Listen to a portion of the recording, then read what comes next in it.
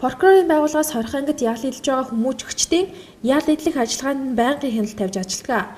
Ийхүү хяналт тавих үед хүмүүжигчид гар утас ашиглах зөрчил хамгийн ихээр буюу байнга гардаг байна. За ер нь бол шүү дээ энэ гарсан зөрчил дотор нь хоёр байна. Гэмт хэрэг нөгөөх нь одоо захиргааны зөрчил. Одоо өөрөөр эрг мус зөрчил гэж ойлгож байна.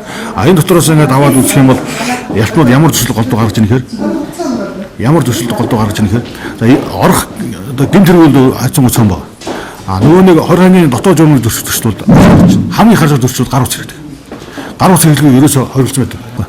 Тийм учраас энэ гар утас хэрэглэж байгаа зөрчлүүд ойлгосон. А дээр нь энэ ялтнуудын хоорондын зөрчил бас байна. Харилцааны зөрчил. Бас энэ бол их төвөмөл баг. Энэ гол гарч байгаа зөрчил бол ийм юм.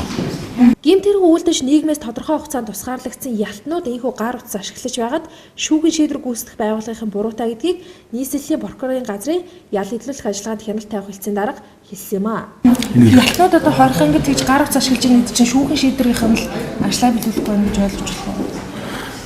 За болно. Ерөөсөө шууд үнийг хэлж хэрэгтэй. Тийм. Шүүхийн шийдвэр гүйцэтгэх байгууллага яг нарийнх нь хорих байгууллага хууль заасан бүрэн ирэхээ үүргээ хариуцлага биелүүлж чадахгүй байхтай холбоотой хэлж байна. Би бол тэгж боддог. Хэдүүд хэд ажил хийж байгаа гэсэн хяналт бас яг хүссэн хэмжээнд хүрэх байгаа учраас тэр гар утас бол хэрэгжилж байна гэж. Гэмт хэрэг үйлдэж нийгмээс тодорхой хугацаанд тусгаарлагдсан ялтнууд энэхүү гар утас ашиглаж байгаад шүүхийн шийдвэр гүйцэтгэх байгууллагын буруутай гэдгийг албаных нь нуусангүй.